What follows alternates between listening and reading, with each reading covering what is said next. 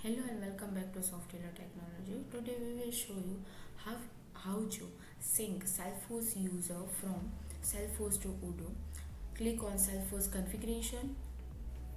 At the top of the form, you can see sync Salesforce users button. When you click on it, it will fetch Salesforce user from Salesforce to Odoo. Now let's click on this button. In the log here you can see successfully synced 5 Salesforce user. Now go to the user menu.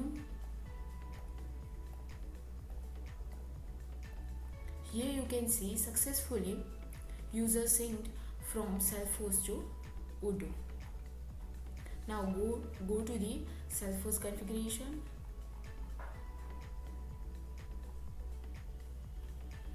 Now, when you import contact account, it will automatically set. Here you can see one contact added to the queue. Now go to the queue. Here you can see select and click on manually import.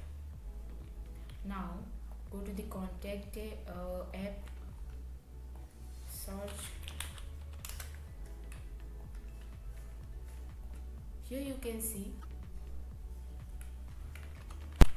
Odoo will automatically assign correct salesperson for preserving your Salesforce ownership data perfectly.